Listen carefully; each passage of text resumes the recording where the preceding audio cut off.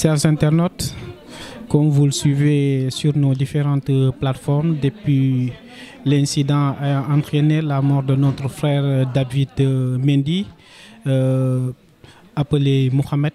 Également, actuellement, nous sommes chez lui et nous sommes avec sa femme. Alors, madame, vous pouvez vous présenter, s'il vous plaît. Bonsoir tout le monde. Moi, je m'appelle Sata Koulibaly. Je suis la femme de Mohamed Mendy, de David Mendy. Depuis quelle année vous êtes mariée avec lui? Je suis mariée avec lui en 2022. Et vous avez des enfants? Oui, on a 2 enfants. Le premier enfant, il a 3 ans. La deuxième, il a 1 an et 4 mois. Alors, votre mari a été arraché à votre affection par un agresseur, un incident malheureux que nous déplorons tous. Est-ce que vous pouvez revenir un peu sur les circonstances de son décès?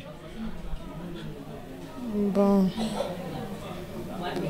par rapport à moi, c'est que moi je veux juste que la justice fait leur travail parce que c'est moi qui ai perdu actuellement né avec mes enfants. Mais ce qui peut nous faire calmer un tout petit peu, que le gars qui a fait ça, il a fait semblant de dire qu'il va se suicider. C'est juste pour que les gens l'oublient. Mais moi, je veux que la police ou que ça soit que les justice soit fait pour moi et pour mes enfants et pour mon mari. C'est ça seulement que je veux. Le jour de l'incident, vous étiez avec lui, David? Oui, j'étais avec lui, oui. On est parti pour acheter le dîner. Après, de retour, on voulait acheter de l'eau à la boutique. Donc, quand on est rentré dans la boutique, on est tombé sur l'agresseur. Il voulait agresser le boutiquier. Donc, c'est mon mari qui s'est intervenu entre l'agresseur avec le boutiquier. Il a dégagé dehors. Après, il s'est commencé à battre. Donc, c'est les gens qui sont venus après ça de le séparer. Après, il a dit qu'il va amener l'agresseur à la police. Le boutiquier lui a demandé, comme que l'agresseur n'a pas touché quelque chose dans ma boutique, il n'a pas blessé personne, tu peux le laisser partir. Donc nous, on avait pensé qu'il est déjà parti. Après qu'on est rentré dans notre maison, l'agresseur n'était pas parti, il est retourné, venait de se cacher dans la maison. Donc quand on est monté en haut, Mohamed s'est retourné pour acheter quelque chose. Donc c'est là que l'agresseur l'a suivi, 2e étage, jusqu'à devant la porte.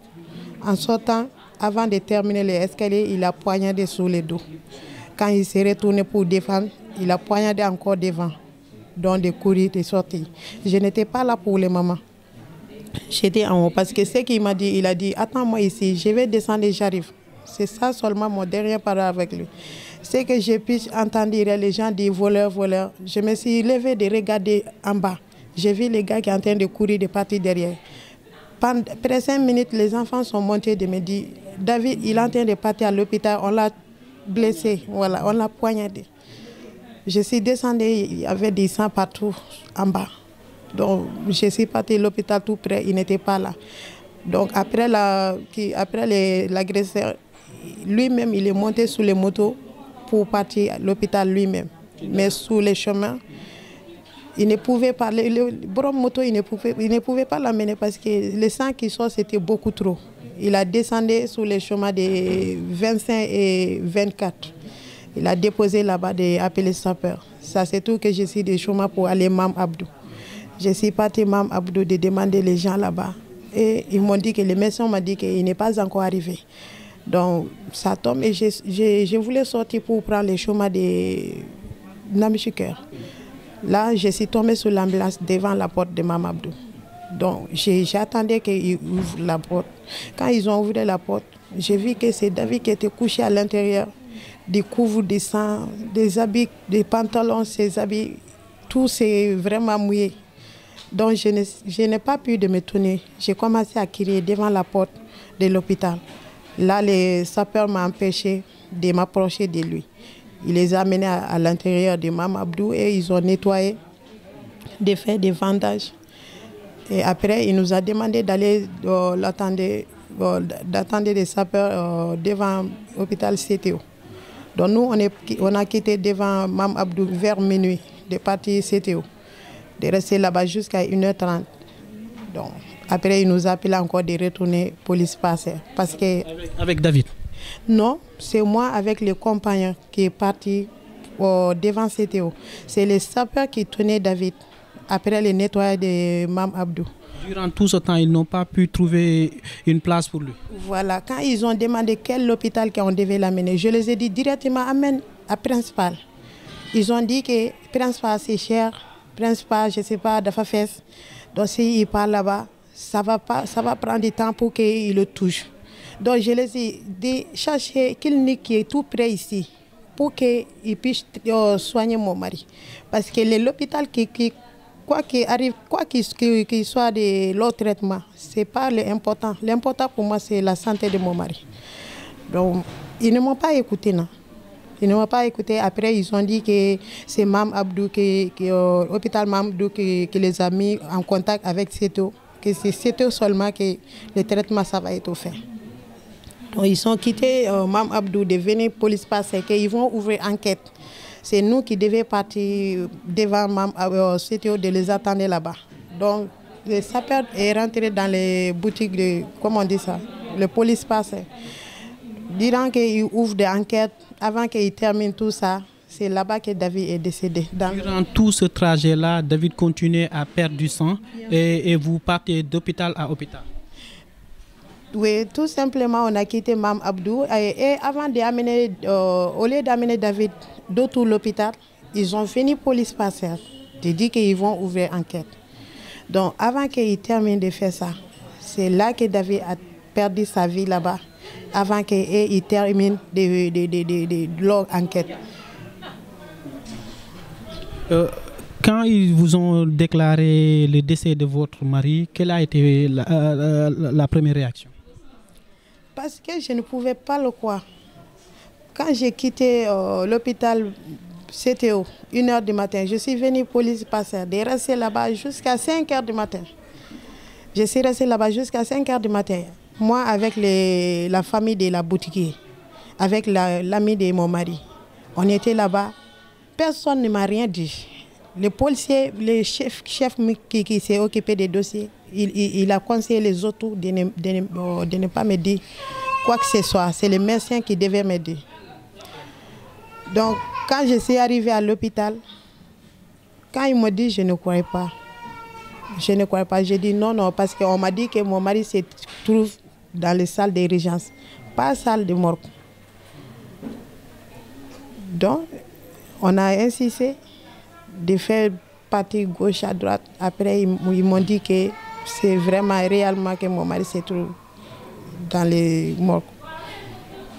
Donc, vraiment, je ne croyais pas du tout, je ne croyais pas. Mais jusqu'à maintenant, je n'avais pas pensé qu'il n'allait pas retourner parce qu'il n'était pas malade, il n'y avait rien du tout. Ok, donc ce qu'on peut retenir, des heures se sont écoulées.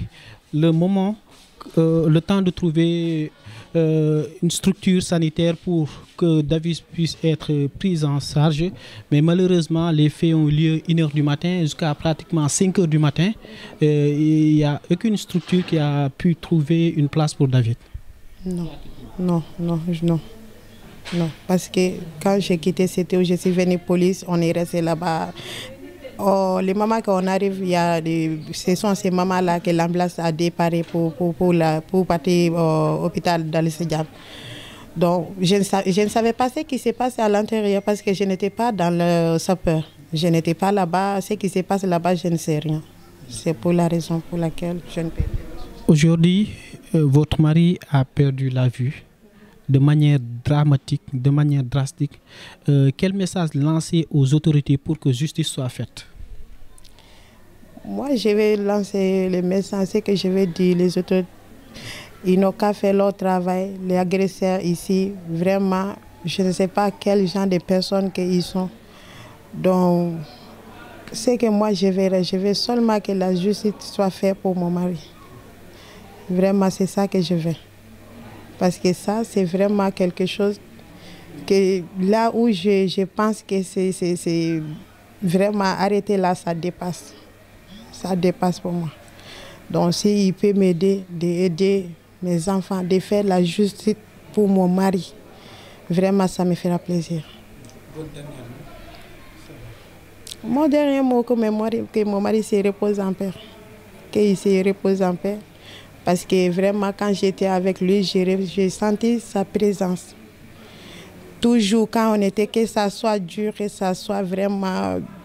Quoi qu'il arrive, j'ai ressenti sa présence. Donc aujourd'hui, il n'est pas là.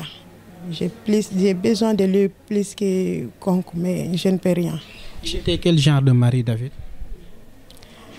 Bon, il était un mari comme mari tous les autres. Il était quelqu'un dont il n'a pas de problème, il s'inquiète pour sa famille, il s'occupe bien de ses enfants, surtout sa femme.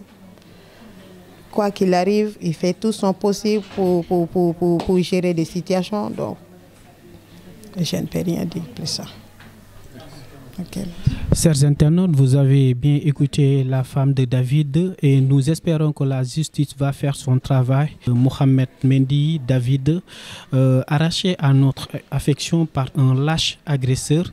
Et nous invitons la justice pour qu'elle fasse son travail. La sécurité des Sénégalais incombe aux autorités. Donc nous vous invitons à faire le travail. Il faut que justice soit faite. Vous voyez, il s'agit d'une femme dévastée. Une femme qui vit une situation compliquée avec des enfants de bas âge. Donc, nous prions pour notre frère Mohamed Mendy, qu'Allah fasse miséricorde sur lui. Merci et à très bientôt.